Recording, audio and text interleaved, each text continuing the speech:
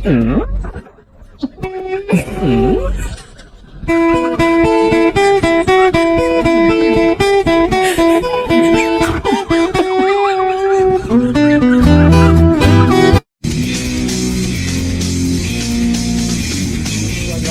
Ketemu lagi kita di channel yang penuh imajinasi rumah gratis tidak bayar. Subscribe. Assalamualaikum warahmatullahi wabarakatuh. Senang jumpa lagi dengan teman-teman sobat Kicau Jelata. Ini hari Jumat, minggu pertama bulan Januari tahun 2023. Nampaknya hari-hari ke depan akan diisi dengan riuh rendahnya dunia perpolitikan di Indonesia.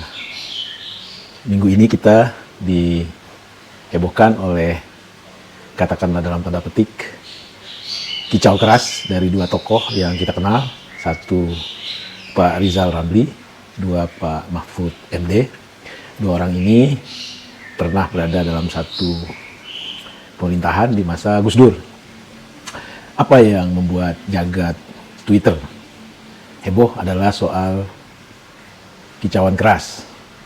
Awalnya bermula dari respon Rizal Ramli terhadap kicauan seorang netizen yang bernama Eko Widodo soal kekecewaannya terhadap lahirnya Perpu nomor 2 tahun 22 tentang Omnibus Law yang beliau sayangkan, atau yang Joko Widodo sayangkan, adalah kenapa Pak Mahfud yang sebagai ahli hukum dan mantan ketua MK membiarkan, tidak memberikan informasi yang bagus kepada Pak Jokowi.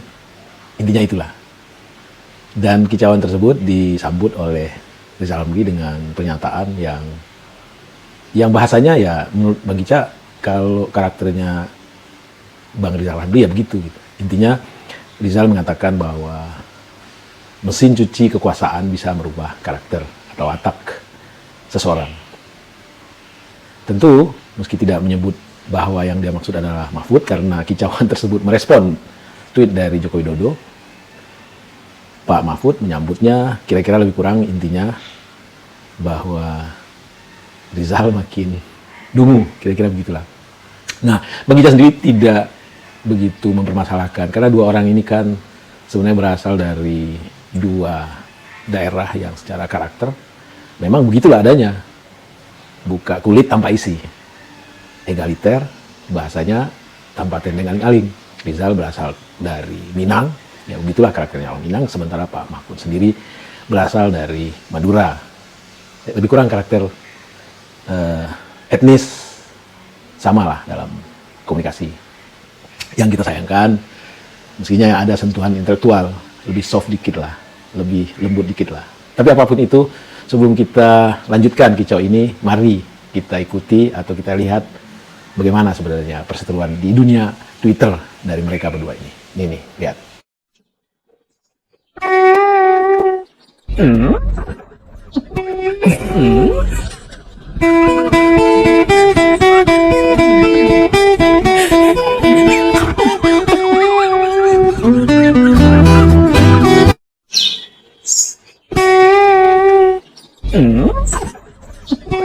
Hmm?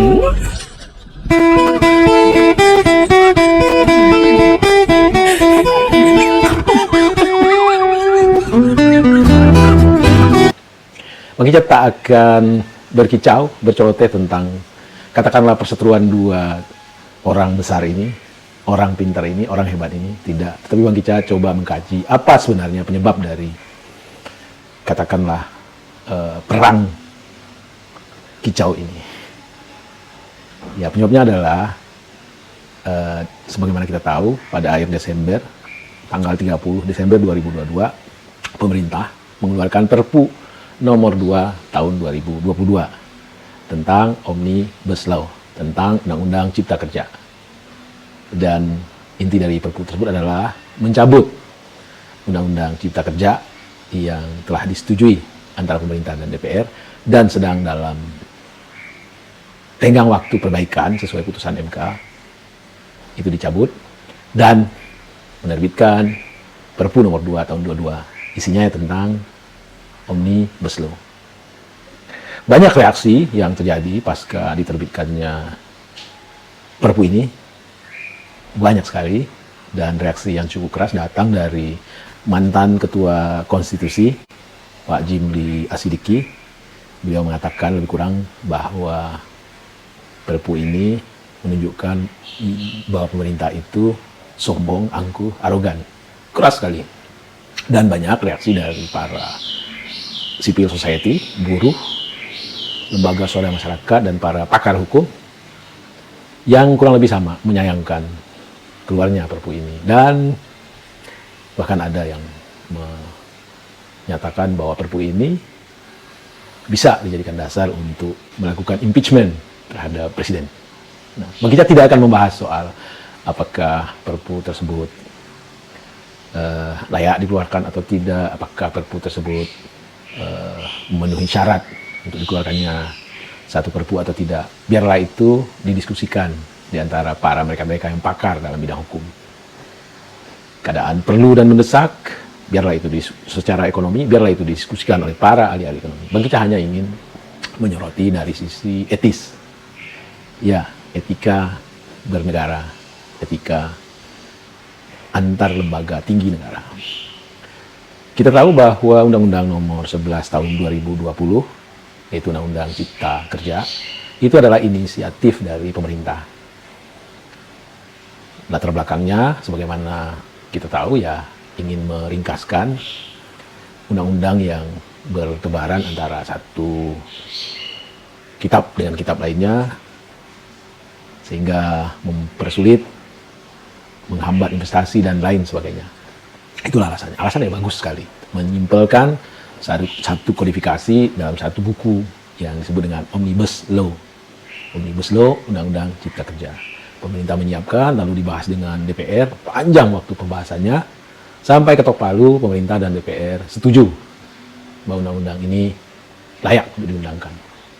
Maka diundangkanlah Undang-Undang Nomor 11 Tahun 2020 ini.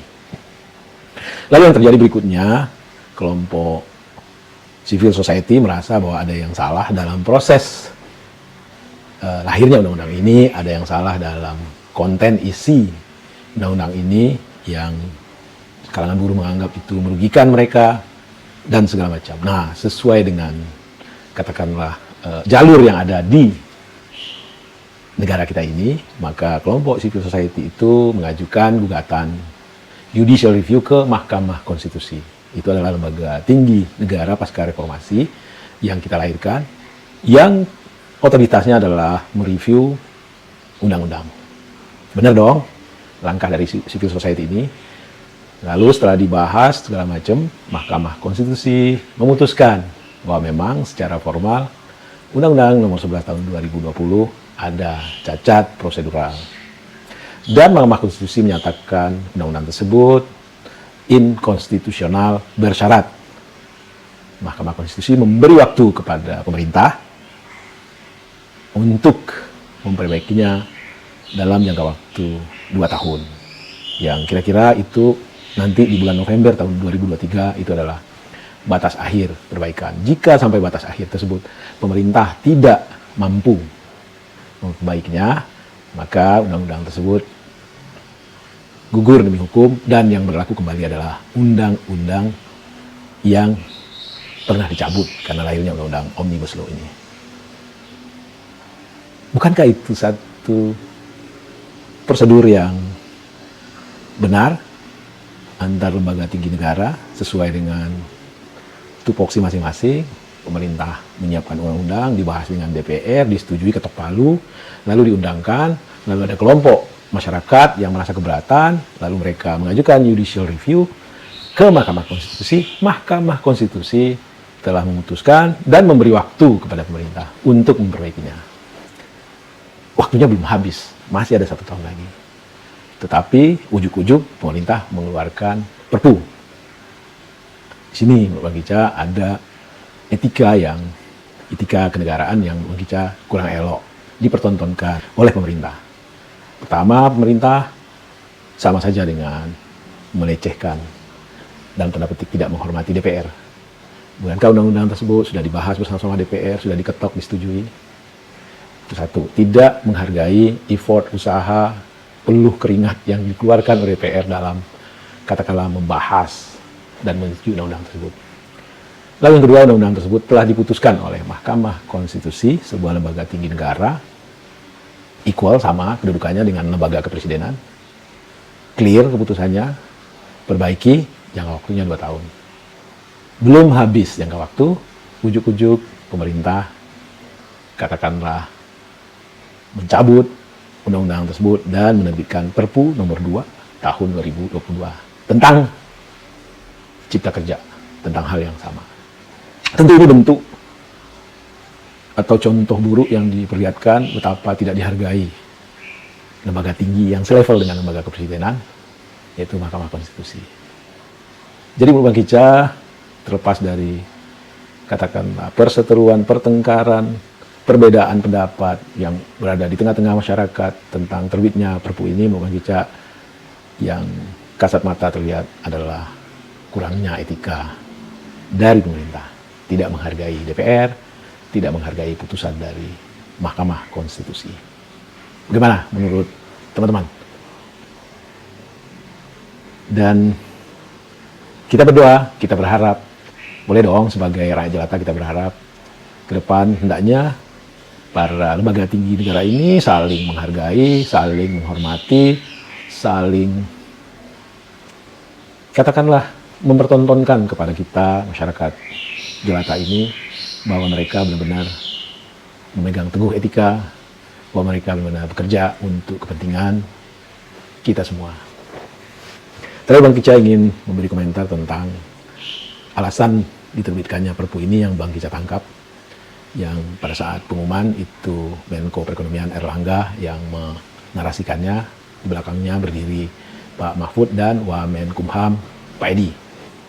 Mereka bergantian bicara. Inti dari yang Bang Kicca tangkap, secara gamblang Pak Erlangga menyatakan bahwa kondisi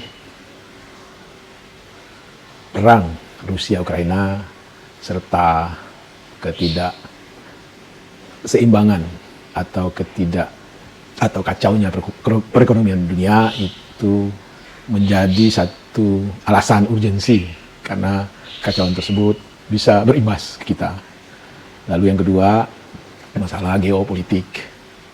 Dan yang ketiga, ternyata dengan katakanlah inkonstitusional bersyarat yang diterbitkan oleh MK, kondisi investasi di Indonesia makin tidak pasti.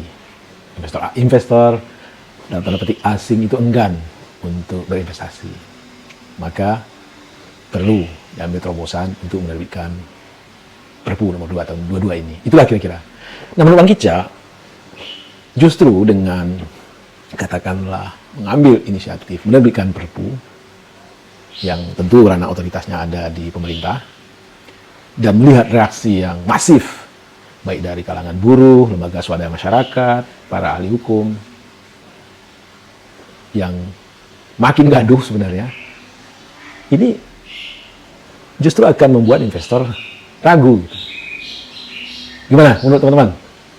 Demikian kicau pendek di hari Jumat ini, di awal bulan Januari, di tahun baru 2023. Sekali lagi kita berharap mudah-mudahan ke depan negeri ini benar-benar dianugerahi pemimpin yang nawaitunya, yang niatnya luhur, yaitu semata-mata mendistribusikan keadilan sosial. Wabillahi taufiq wal hidayah. Wassalamualaikum warahmatullahi wabarakatuh. Salam sehat dan bahagia.